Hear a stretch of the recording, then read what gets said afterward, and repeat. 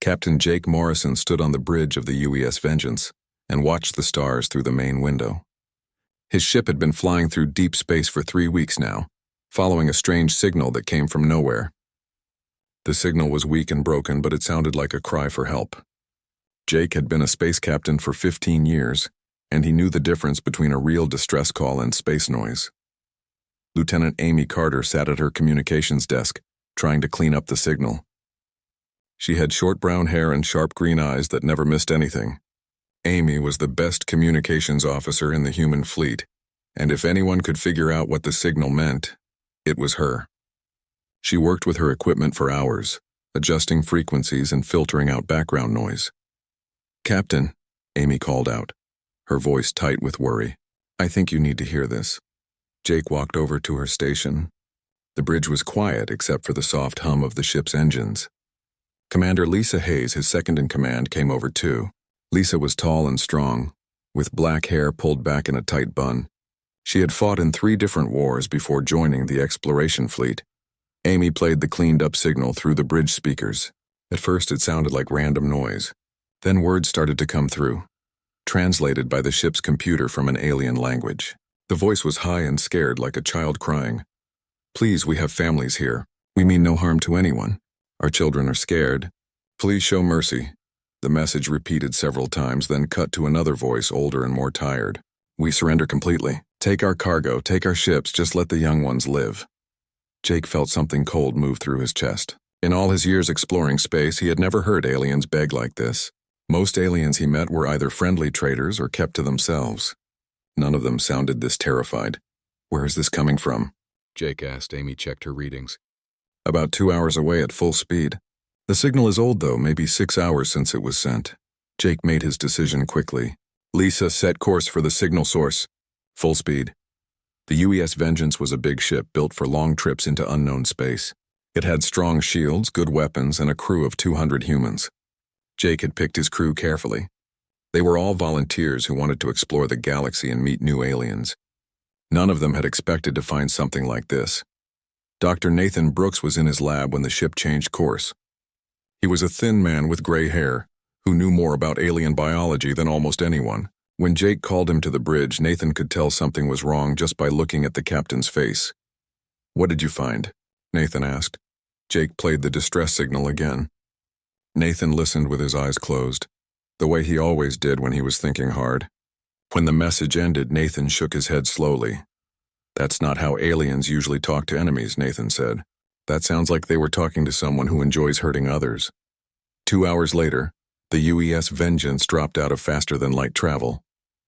What they found made everyone on the bridge go silent. Floating in space were the broken pieces of at least 12 alien ships. The ships were not just destroyed, they were torn apart piece by piece. Metal and debris drifted everywhere like a cloud of death. "My God," Lisa whispered. Amy started scanning for survivors right away. Her equipment showed that most of the ships had been carrying families, not soldiers. There were toys floating in space, personal belongings, pictures of alien families.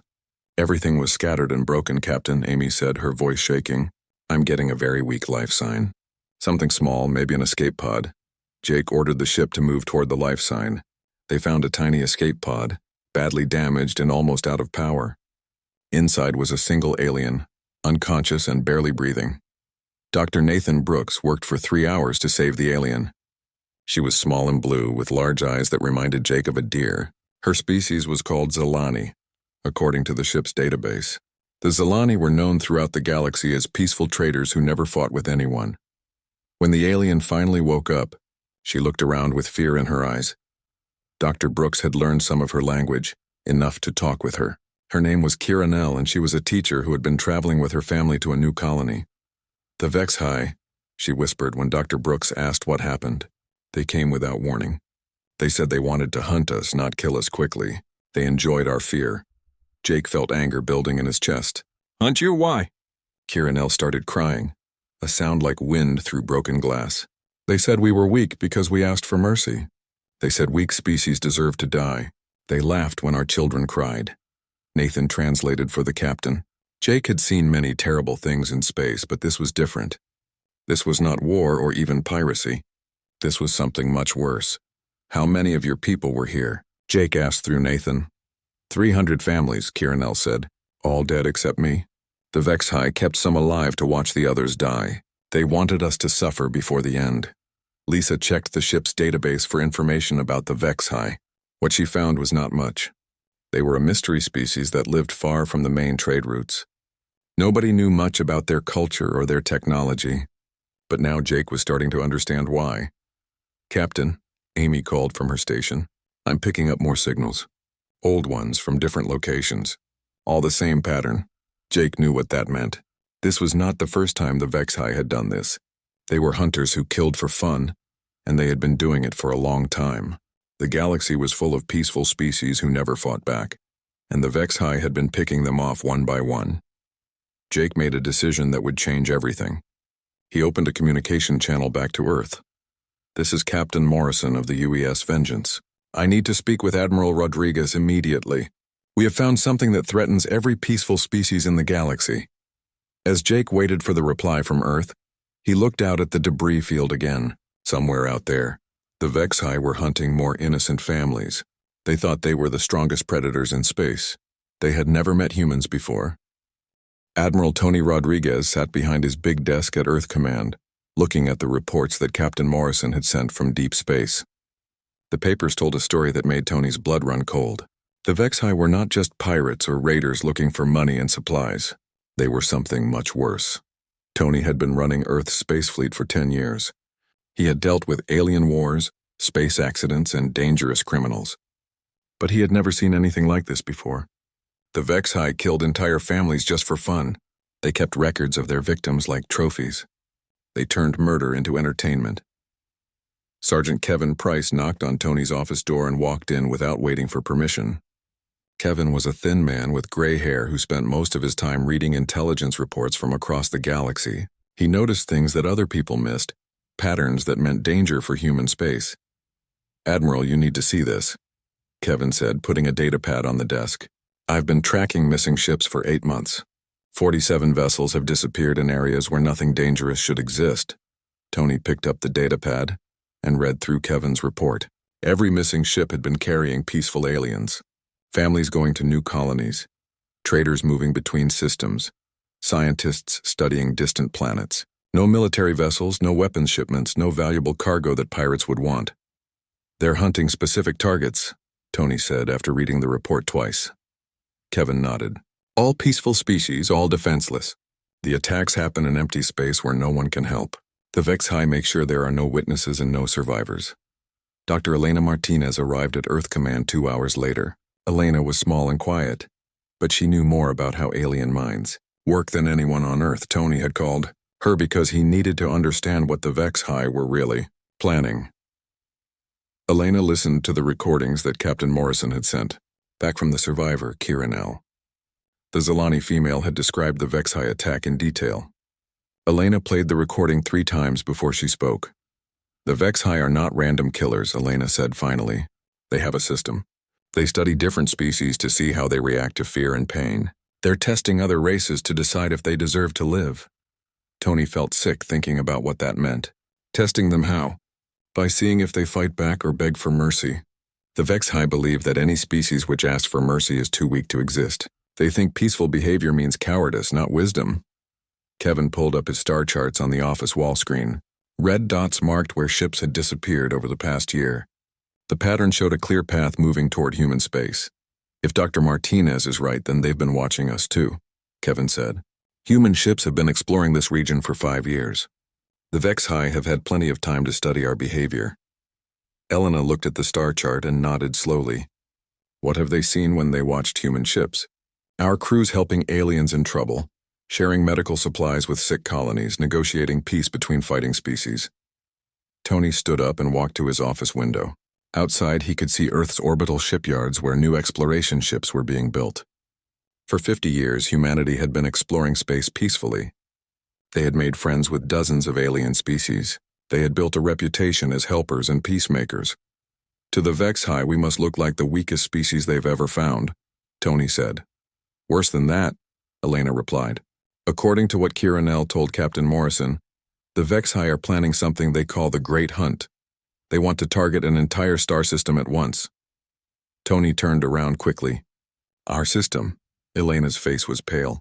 Earth has 8 billion humans plus millions of alien refugees and traders. To the Vexhi, we would be the greatest prize they've ever found. A whole system full of what they see as weak, helpless prey.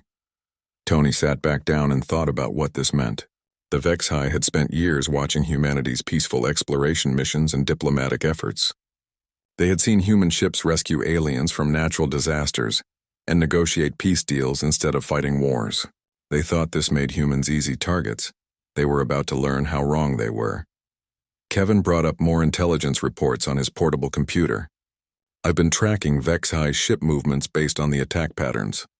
They have at least 3 large fleets, each one bigger than our entire deep space navy. If they attack all at once, Earth's defenses won't be enough to stop them. Tony made his decision without hesitation. Then we don't wait for them to come to us. Elena looked surprised. Admiral, humanity has never started a war before. We've always tried to stop fighting, not begin it. This isn't a war for territory or resources, Tony said firmly. This is extermination. The Vexhi have proven they cannot coexist with peaceful species. They're a threat to every innocent life in the galaxy. Tony activated the communication system that connected him to every human fleet commander in space. His message was simple and clear. Every available warship was to report for immediate combat duty. This would not be an exploration mission or a rescue operation. This would be humanity's first offensive military campaign. Captain Morrison received his new orders while he was still helping the rescued Zilani survivor recover from her injuries. Kiranel had been telling Dr. Nathan Brooks more horrible details about what the Vexhi did to their prisoners. The aliens were not just killers, they were organized monsters with cities and museums. They keep some species alive as breeding stock, Kiranel told Nathan through her tears. Entire civilizations that once filled many worlds, now just a few individuals in cages. The Vexhi make them reproduce so there will always be new victims to hunt. Nathan translated this information for Captain Morrison. Jake felt his anger growing as he thought about entire species reduced to zoo animals. For the Vexhi's twisted entertainment. How many civilizations had disappeared completely because they were too peaceful to defend themselves? Lieutenant Amy Carter was monitoring space communications when she intercepted a Vexhi message.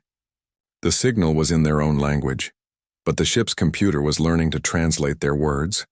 What Amy heard made her call Captain Morrison to the bridge immediately. Soft skin pack located in Sol region, the alien message said. Pack shows weakness markers in all behavior patterns. Prepare for harvest season beginning soon. Amy played the intercepted message for the captain. Morrison realized that somewhere in space, Vexhi scouts were watching human ships right now. They were counting human vessels and studying human tactics. They thought they were preparing to hunt defenseless prey. Commander Lisa Hayes looked at the tactical reports coming in from Earth Command. Admiral Rodriguez is assembling the largest human fleet in history. Every combat ship, every armed merchant vessel, even ships from the military training schools. Morrison nodded grimly. How long until they reach us? 2 weeks for the advanced ships, a month for the complete fleet. Morrison looked out at the debris field where 300 Zilani families had been murdered for sport. The Vexhi believed they were the greatest predators in the galaxy. They had hunted and killed for hundreds of years without ever meeting serious resistance. But the Vexhi had made one deadly mistake in their studies of humanity. They had watched human diplomats and aid workers and scientists. They had seen human mercy and generosity as signs of weakness. They did not understand that humans chose to be peaceful because they knew exactly what they were capable of when they chose violence instead. Humanity had grown up on a planet that tried to kill them every single day. They had survived ice ages, volcanic explosions, deadly diseases, and predators much larger and stronger than they were. They had become the dominant species on Earth by being smarter, more determined, and more ruthless than anything else on their world. The Vexhi were about to discover the difference between a species that could not fight and a species that chose not to fight. They were about to learn why Earth was called a deathworld, and why its children were the most dangerous things in the galaxy when someone threatened the innocent. Morrison opened a communication channel back to Admiral Rodriguez on Earth. Admiral, requesting permission to begin scouting operations against Vexhi positions. Permission granted, Captain, came the reply. But remember, we're not hunting for sport like they do. We're hunting to protect every peaceful species in the galaxy. Morrison smiled coldly as he gave orders to prepare his ship for war. The HFY wanted to test how humans reacted to fear and death. They were going to find out that humans had their own test for species like the HFY. It was a simple test with only one possible result. Colonel Ryan Murphy walked through the armory of the UES Retribution, watching his Marines prepare for what would be humanity's first real battle against alien predators. Ryan had fought in wars across 3 star systems, but he knew this fight would be different from anything he had experienced before. The enemy they faced was not interested in territory or resources. The HFY killed for pleasure. The Marines around him were cleaning weapons that looked nothing like the elegant energy rifles used by most galactic civilizations. Human guns were built heavy and simple, designed to work after being dropped in mud, frozen solid, or heated red-hot by plasma fire. These were tools made by a species that had learned to kill efficiently, while their own world tried to murder them every single day. Lieutenant Sarah Kim sat cross-legged on the floor, carefully checking each explosive charge in her demolition kit. Sarah was barely 5 feet tall, but she could bring down a building with materials found in any junkyard. She had grown up in the aftermath of the Korea conflict, where children learned to make bombs from trash just to survive another day. "Colonel," Sarah said without looking up, "I finished analyzing the wreckage from those Zilani ships. The HFY use weapons designed to cause maximum suffering, not maximum damage. They want their victims to stay alive and feel pain for as long as possible." Ryan nodded grimly. That information confirmed what he already suspected about their enemy. They think warfare is about breaking the enemy's will to fight. They have no idea that pain just makes some species more dangerous. Major Chris Taylor joined them at the weapons table. Chris was a quiet man who had been born in the Australian desert, where the sun could cook you alive during summer days and the cold could freeze your blood during winter nights. He commanded soldiers who came from Earth's most hostile regions, men and women who considered deadly environments to be perfectly normal. "The HFY spent years studying humanity," Chris said calmly, "but they only watched our diplomats and scientists. They never bothered to observe our military forces." Ryan agreed completely. Human diplomats could afford to be peaceful because human soldiers were always ready to become violent when protecting innocent lives. The HFY had seen humanity's gentle surface without understanding the predator that lived underneath. The UES Retribution was humanity's newest military vessel, built specifically to hunt down the HFY threat. Unlike exploration ships, it carried no scientific laboratories or diplomatic meeting rooms. Every system had been designed for one purpose only: to locate enemies and eliminate them before they could harm anyone else. Captain Danny Foster controlled the ship's weapons from his station on the bridge. Danny was young for such an important position, but he understood human military doctrine better than officers twice his age. Most alien species tried to disable enemy ships and capture survivors for questioning. Humans preferred to remove threats completely and permanently. The ship's computer system had been programmed with tactical data from every human war in recorded history. The artificial intelligence had studied how humans fought when outnumbered, outgunned, and facing total defeat. The patterns were consistent across centuries of conflict. When humans believed they were fighting for something important, they became more deadly as the situation became more desperate. "Colonel Murphy," the computer announced through the ship's speakers, "sensors detect 12 HFY vessels approaching our position. Recommend immediate combat readiness." Ryan made his way to the bridge where Captain Jake Morrison was studying the tactical display. The Zilani survivor, Kiranel, stood nearby with tears in her large eyes. She had insisted on joining the human fleet despite her fear, wanting to witness justice for her murdered family. "Those are the same ships that destroyed my people," Kiranel whispered, staring at the screen. "I can see the bone decorations they made from our dead." The approaching HFY vessels were painted black and covered with spikes and ornaments carved from alien skeletons. They looked like monuments to cruelty rather than functional warships. Ryan could tell immediately that these were built by hunters who had never faced organized military resistance. "Incoming transmission," reported Lieutenant Amy Carter from her communication post. "The HFY are sending some kind of audio message." The alien broadcast filled the bridge with the sound of screaming voices mixed with cruel laughter. Ryan recognized some of the voices as belonging to species he had met during peaceful exploration missions. All of them were begging desperately for mercy that never came. "Standard intimidation protocol," Kiranel explained through her sobs. They broadcast recordings of previous victims before every hunt. Most species surrender immediately when they hear these sounds. Ryan looked around the bridge at his fellow humans. Every face was cold and emotionless as they listened to the alien death screams. None of them appeared frightened. Several looked angry. A few seemed eager to begin the fight. Captain Morrison opened a communication channel to the Vexi fleet. This is the human warship UES Retribution. You stand accused of genocide against peaceful species. Surrender now for transport to trial. The Vexi response came in broken human language learned from intercepted Earth transmissions. Soft-skinned prey arrives early for hunting season. This pleases us greatly. We will enjoy studying your fear responses. Your death sounds will be most entertaining. Ryan smiled without warmth. The Vexi still believed they were facing helpless victims who would beg for their lives. They had no concept of what they had actually challenged. Captain, Ryan said formally, requesting permission to begin boarding operations. Morrison nodded once. Permission granted, Colonel. Show them what happens when Deathworld predators stop being civilized. The battle began when the Vexi ships moved into their standard hunting formation, surrounding the human vessel to prevent escape. But the UES Retribution did not attempt to flee. Instead, it accelerated directly toward the largest enemy ship. Captain Foster's weapons opened fire at point-blank range. Human plasma cannons were not designed for elegance or precision. They were built for brutal efficiency. The first Vexi vessel lost its shields instantly and began breaking apart. The aliens inside barely had time to realize they were under attack.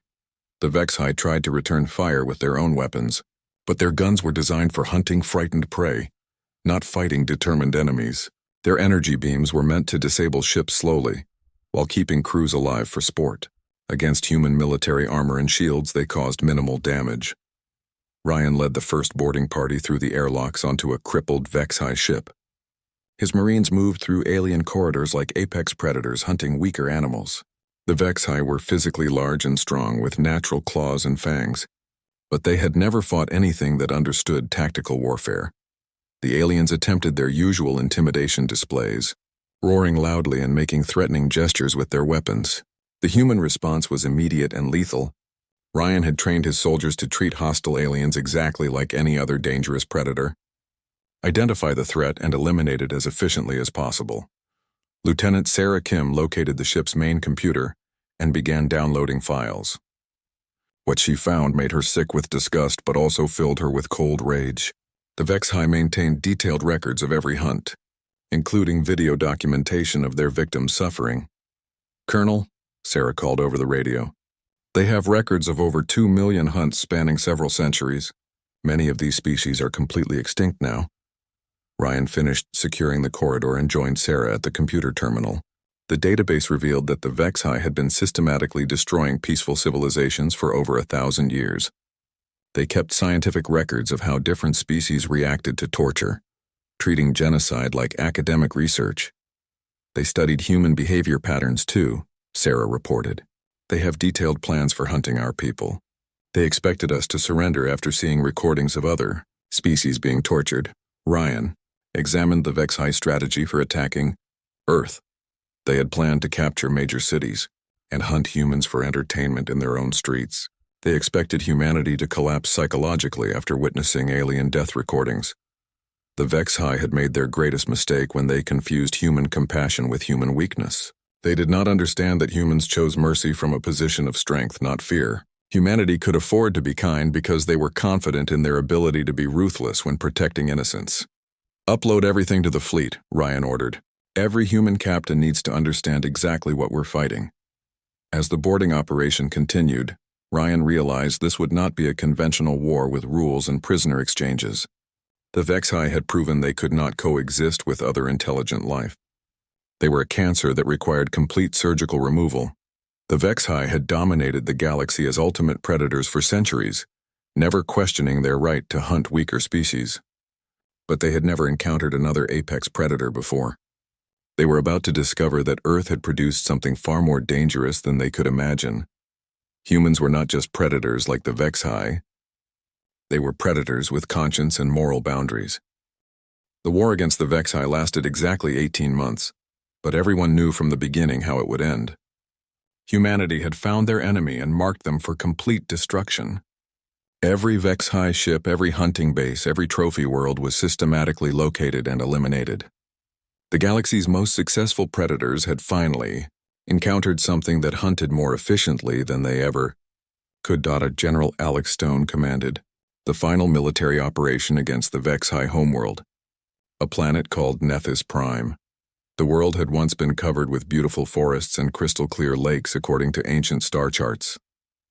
The Vex-High had transformed their homeworld into a living monument to their hunting achievements. Entire cities were constructed from the bones of extinct species, and enormous museums displayed the preserved remains of billions of murdered beings. Alex was a professional soldier who had participated in every major human military conflict over the past 30 years. He had witnessed warfare at its most brutal and destructive, but nothing in his experience had prepared him for what the Vex-High had built on their own planet. Every building, every street, every public monument was made from the skeletons of their hunting victims. The capital city was named the Eternal Hunt, and it contained the Vex-High's most precious possessions. Deep underground in massive storage vaults, they kept the final survivors of dozens of completely extinct species. These aliens had been prisoners for multiple generations, kept alive solely to provide fresh victims for Vex-High entertainment and sport. Colonel Peter Walsh led the human ground forces through the capital city's streets. Peter was a quiet man who rarely spoke unless he had something critically important to communicate. His soldiers respected him deeply because he never ordered them into dangerous situations without leading from the front personally. Today, he was guiding them through the most horrifying sight any human had ever witnessed. The Vex-High defenders fought with wild desperation, understanding that they were fighting for the survival of their entire way of life. But their weapons were still designed for hunting helpless prey rather than engaging trained soldiers who had come to end their reign of terror permanently. Lieutenant Sarah Kim worked with her demolition team to destroy every torture facility they encountered during their advance. The Vex-High had constructed elaborate chambers specifically designed to cause maximum psychological fear and physical pain in their captured victims. Sarah's explosive charges reduced these nightmare rooms to smoking rubble. General Stone, Sarah reported through her military radio, "We have located the primary trophy storage facility. You need to see this immediately." Alex fought his way through the destroyed city to reach Sarah's position. What he discovered there made even a veteran soldier stop and stare in complete amazement. The underground vault was larger than most human cities. Thousands of rows containing metal cages stretched beyond visual range, each one holding the final members of species that had been hunted to the edge of extinction. Dr. Nathan Brooks had accompanied the assault force specifically to help identify and provide medical care for any rescued alien prisoners. Nathan was completely overwhelmed by the scope of what they found in the trophy vaults. Living beings from over 300 different species, some so rare that only a handful of individuals remained alive in the entire galaxy. "General," Nathan said with his voice shaking from emotional stress, "some of these species have been officially extinct for over 500 years. The Vex-High maintained active breeding programs solely to ensure they would always have new victims available for hunting expeditions." Among the countless prisoners, Alex discovered beings he recognized from human exploration records. There were more Zelani like the survivor Kiranel, peaceful merchants who had been captured during routine trading missions. There were also species that humans had never encountered before, entire civilizations that had been completely erased before any first contact could occur. One particular group of prisoners immediately caught Alex's attention.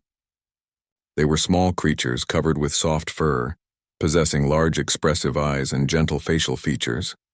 According to the Vex-High record systems, they were called the Milani, and their people had once inhabited dozens of worlds filled with beautiful art and music. Now only 43 individuals remained alive anywhere in the universe. The eldest Milani prisoner, an elderly female named Kess, approached Alex very carefully. She had been held captive for over 60 years and had watched her entire species slowly disappear from thousands of individuals down to barely enough for genetic survival. When Nathan translated Alex's words promising freedom, Kess began weeping openly. "We believed no one would ever come to help us," she said through Nathan's translation equipment. "The Vex-High told us repeatedly that all strong species agreed with their hunting philosophy. They said no one in the galaxy cared about protecting weak races. Alex knelt down to speak with Kes at her eye level. The strong are supposed to use their power to protect those who cannot protect themselves, he said firmly. That is what makes strength meaningful instead of just destructive. The complete liberation of Nethys Prime required 2 full weeks of continuous operations. Human soldiers worked day and night to free prisoners, document evidence of genocide, and destroy every trace of Vex-High hunting culture. The aliens they rescued told stories that would remain in human memory for countless generations. Captain Jake Morrison arrived at Nethys Prime aboard the UES Vengeance, bringing medical supplies and transport vessels for all the rescued prisoners.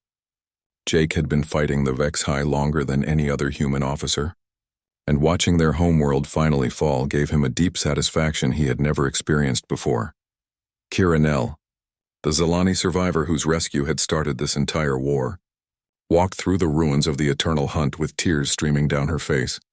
My children will never fear the hunters, she whispered. No one's children will ever fear them again. Admiral Tony Rodriguez stood inside what had once been the Vex-High Imperial throne room, examining records of their crimes against peaceful species.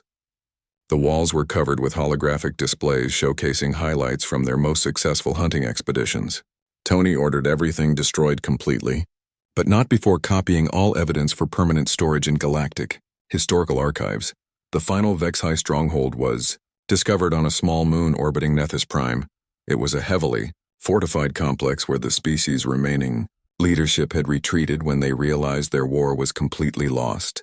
Inside the fortress, the last few hundred Vex-High waited with their supreme emperor, still believing that humanity would eventually understand their position. The Vex-High Emperor was an incredibly ancient creature known as the Prime Hunter, older than most galactic civilizations. He had personally ordered the complete extinction of over 50 different species, and had watched billions of intelligent beings die purely for his entertainment. When human soldiers finally reached his heavily defended chamber, he showed no fear whatsoever. You have achieved victory in this particular conflict, the Prime Hunter said through advanced translation systems. But you cannot change the fundamental nature of existence. Strong species hunt weak species. This has always been the natural order of the universe. General Stone looked directly at the creature responsible for more suffering than any being in galactic history, and slowly shook his head. The natural order is that bullies and predators eventually encounter someone stronger and more determined than themselves. Today is your day to learn that lesson. The Prime Hunter made one final desperate offer to save his people from extinction. Allow my species to survive, and we will share the accumulated secrets of successful hunting with your people. You could rule this entire galaxy exactly as we have done. Alex's response was simple and absolutely final. We do not want to rule the galaxy through fear and murder. We want to protect it from creatures like you.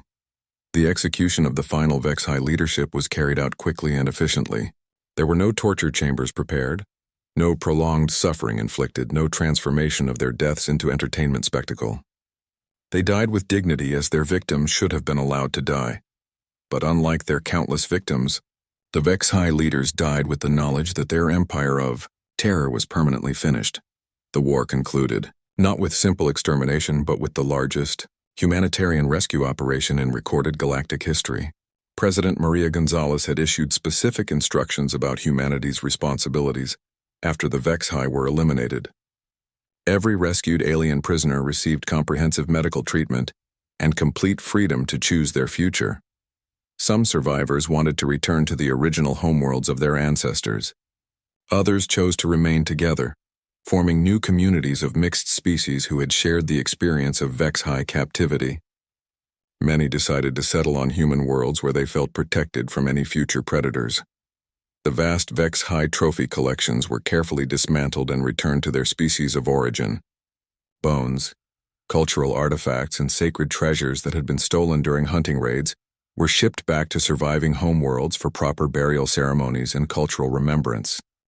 The discovery of what the Vex-High had done spread through the human fleet like wildfire across a dry forest. Every captain, every soldier, every crew member watched the recordings that Colonel Murphy had recovered from the alien ships. 2 million documented hunts across 1,000 years. 2 million species tortured to death for entertainment. Many of the victims in the videos were children who had begged their killers to spare their families. Admiral Tony Rodriguez, stood on the command bridge of the UES Nemesis, watching 300 human warships move through space in perfect military formation. Every vessel carried weapons designed for total destruction of enemy forces. Tony had commanded space fleets for 15 years, but he had never seen his people this focused on complete annihilation of their enemies.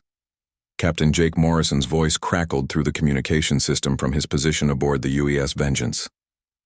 "Admiral, we have confirmed the location of the primary Vex-High hunting territory. Intelligence indicates a star system containing 12 planets, each one converted into a private hunting preserve for alien victims."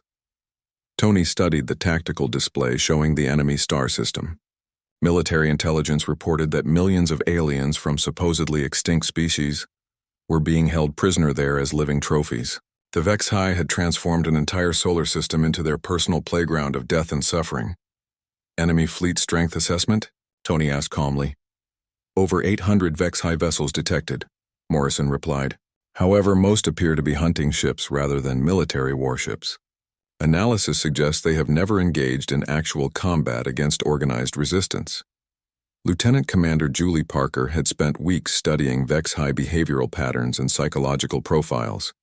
Julie was a sharp intelligence officer with ice-cold blue eyes who understood how predatory minds operated. She had worked in military intelligence throughout her entire career. "Admiral," Julie reported from her analysis station, "the Vex-High leadership is attempting to open negotiations with our fleet. They are offering to share their hunting territories with humanity if we agree to leave their core operations undisturbed."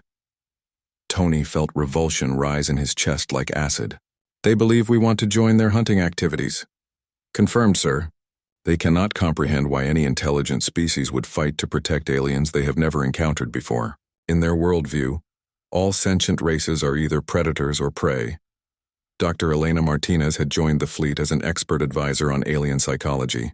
She studied the intercepted Vex-High communications with growing amazement at their complete inability to understand human motivations. "They are genuinely confused by our behavior patterns," Elena reported to the Admiral.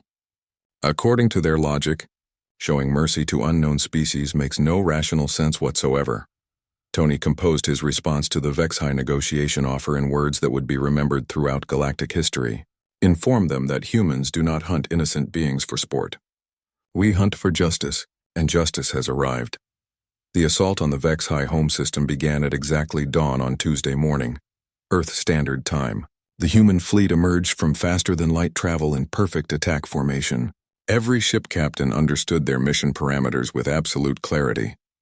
This would not be a battle for territorial conquest or resource acquisition. This would be systematic extermination. Captain Danny Foster commanded the weapons systems aboard the UES Retribution as it led the first attack wave. His ship had been upgraded with advanced targeting computers designed specifically for engaging Vex-High vessel configurations. Human military engineers had analyzed alien ship designs and identified critical structural weaknesses. The Vex-High attempted to respond with their traditional psychological warfare tactics. They broadcast recordings of human voices screaming in agony, audio clips stolen from their surveillance of Earth communication networks. They projected holographic images of torture facilities where they planned to hunt captured humans for entertainment. The human fleet's response was absolute silence. No negotiations, no surrender proposals, no pleas for mercy. The human vessels simply advanced in formation and began systematically destroying everything that moved, Captain. Morrison monitored the tactical situation as human plasma weapons tore through Vex-High ships like tissue paper. The alien vessels had been constructed for psychological intimidation rather than combat survival. Against weapons designed for maximum killing efficiency, they disintegrated within minutes. Enemy ships attempting retreat to planetary surfaces, Amy Carter reported from her communication post. Multiple vessels making emergency landings near their prisoner containment facilities. Tony made a command decision that would define humanity's reputation throughout the galaxy for centuries to come. All ships commence orbital bombardment operations. Target every Vex-High structure.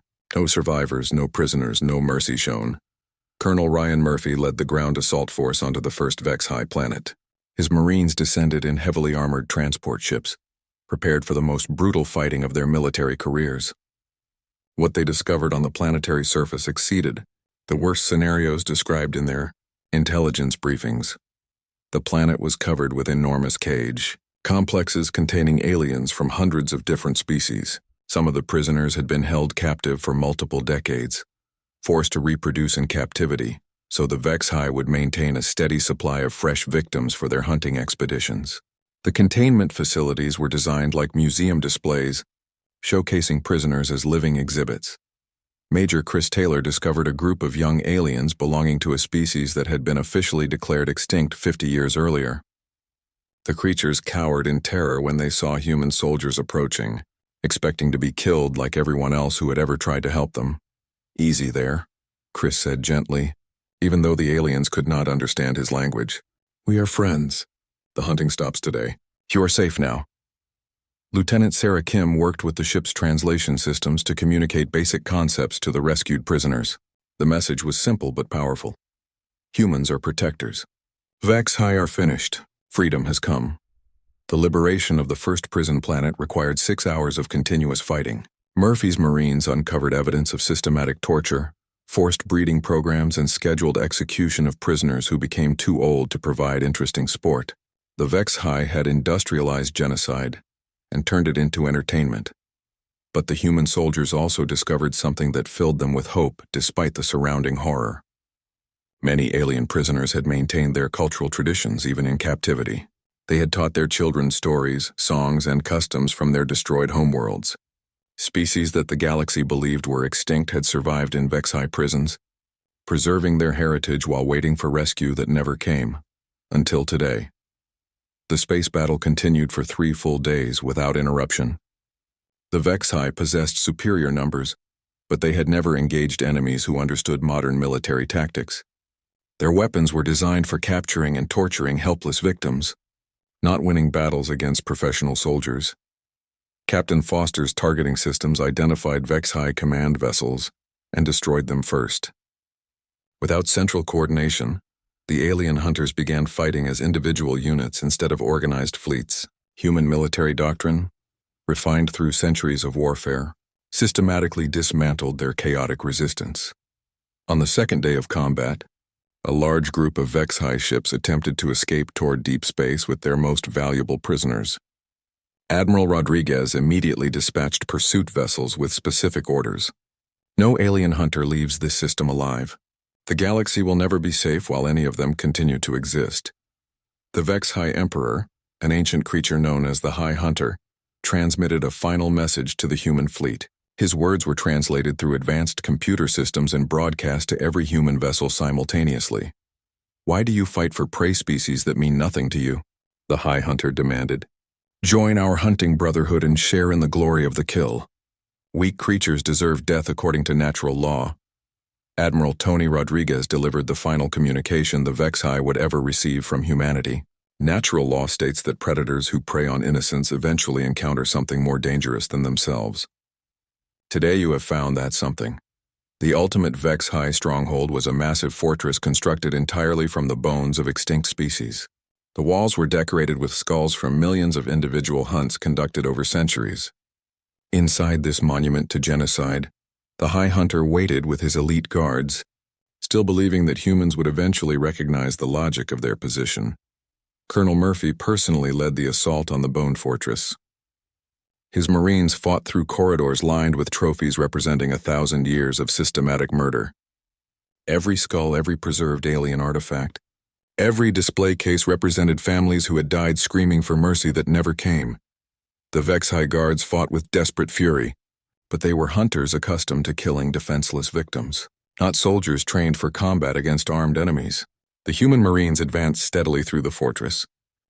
Colonel Ryan Murphy stood in the weapons storage room of the UES Retribution, watching his soldiers get ready for battle. Ryan was a big man with old scars on his arms from 20 years of fighting in different wars. He had seen combat on Mars in the asteroid mining stations and on 3 alien worlds. But this mission felt different from everything he had done before. The soldiers around him were checking their rifles, armor, and ammunition with quiet efficiency. These weapons were not like the clean energy guns that most alien species used in their wars. Human weapons were built to work when covered in mud, frozen by ice, burned by fire, or exposed to the vacuum of space. They were designed by a species that had learned to kill efficiently in the worst conditions possible. Lieutenant Sarah Kim knelt beside a box of explosive charges, examining each one carefully. Sarah was small and quiet, but she understood demolitions better than anyone in the fleet. She had grown up in the ruins of Old Seoul after the earthquake wars, where children learned to make bombs from scrap metal to protect their families from dangerous gangs and wild animals. "Colonel," Sarah said without looking up from her work, "I studied the wreckage from those Zilani ships. The HFY weapons are designed to cause maximum fear and pain, not quick death. They want their victims to suffer as long as possible." Ryan nodded slowly. "That's going to be their biggest weakness. They think war is about making enemies afraid to fight back. They don't understand that fear sometimes just makes humans more dangerous." Major Chris Taylor walked over to join their conversation. Chris had been born in the Australian outback, where the temperature could kill you during the day and freeze you at night. He learned to hunt dangerous animals before he could read properly. His unit was made up of soldiers from Earth's most hostile environments, people who saw deadly conditions as completely normal. "The HFY made a serious mistake when they decided to study our species," Chris said calmly. "They watched our diplomats, scientists, and aid workers. They never bothered to look at our military." Ryan completely agreed with that assessment. Human diplomats could afford to be peaceful and generous because human soldiers were always ready to do terrible things to protect innocent people. Every human child grew up knowing that somewhere there were men and women prepared to face any danger to keep them safe. The HFY had seen humanity's peaceful surface without understanding what lay underneath. The UES Retribution was humanity's newest warship, built specifically for this mission against the HFY. Unlike exploration vessels, it carried no scientific equipment or diplomatic meeting rooms.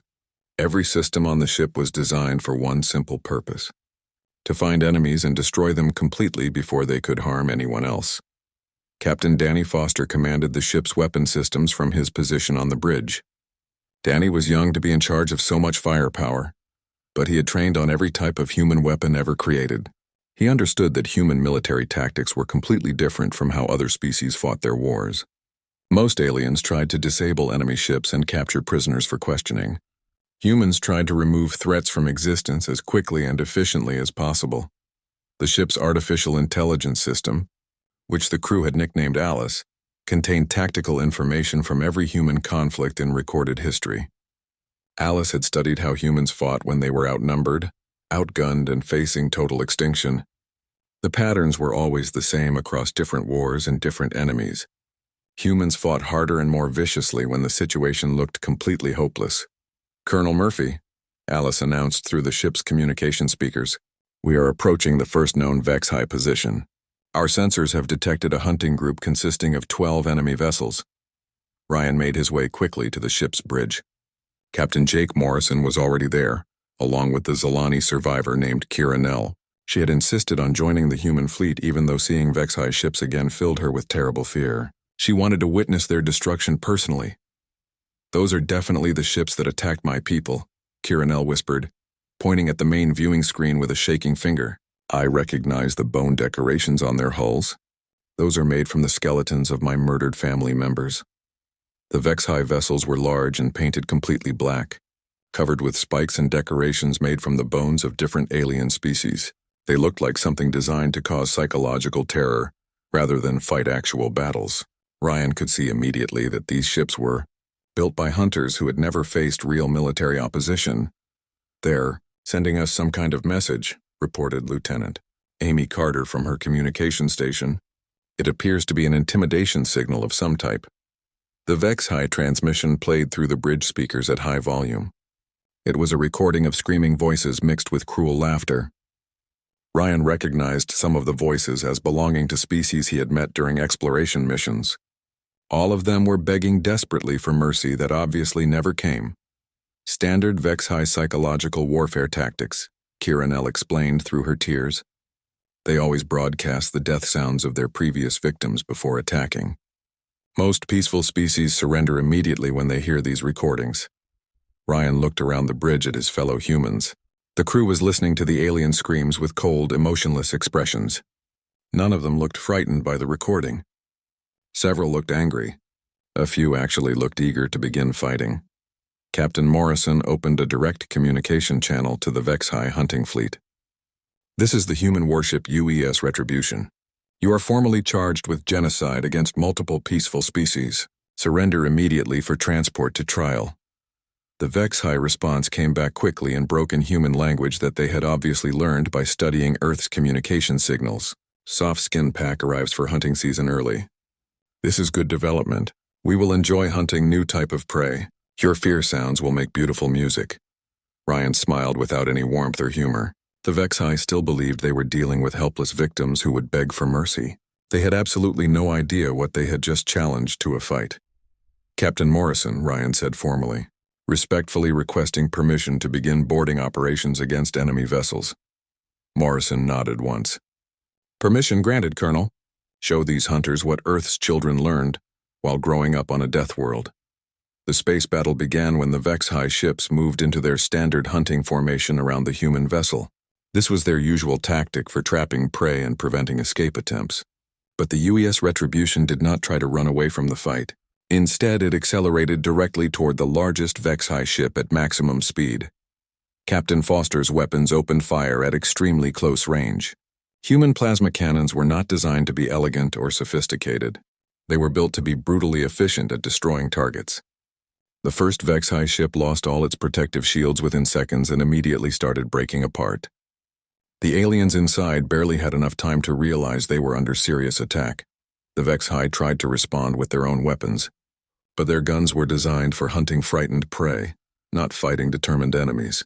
Their energy beams were meant to disable ships slowly, while keeping the crews alive for the actual hunt. Against human military armor and defensive shields, the alien weapons barely made any visible damage. Ryan led the first boarding party through the airlocks onto a damaged Vexhai vessel. His Marines moved through the alien corridors like experienced predators hunting weaker animals. The Vexhai were tall and physically strong, with sharp claws and pointed teeth, but they had never fought against anything that knew how to fight back efficiently. The aliens tried their usual intimidation methods, roaring loudly and waving their natural weapons in threatening displays. The human Marines responded by shooting them dead with military precision. Ryan had trained his soldiers to treat hostile aliens exactly the same way they would treat any other dangerous predator. Identify the threat level and eliminate it as quickly as possible. Lieutenant Sarah Kim found the ship's main computer system and started downloading all available files. What she discovered in the alien database made her feel sick, but also filled her with cold anger. The Vexhai kept detailed records of every species they had hunted, including video recordings of their victims' final moments before death. Colonel Murphy, Sarah called over the military radio system. You need to see this information immediately. They have documented records of over 2 million separate hunting expeditions. Some of these victim species have been completely extinct for centuries. Ryan finished clearing the last corridor of enemies and joined Sarah at the computer terminal. The files showed that the Vexhai had been systematically erasing peaceful civilizations for over 1,000 years. They kept detailed records like hunting trophies, including scientific studies of how different species reacted to torture and fear. They studied the fear responses of each species like it was scientific research, Sarah reported with disgust. They have extensive files about humans too. They've been planning to hunt our people for at least 5 years. Ryan examined the Vexhai plans for attacking Earth's solar system.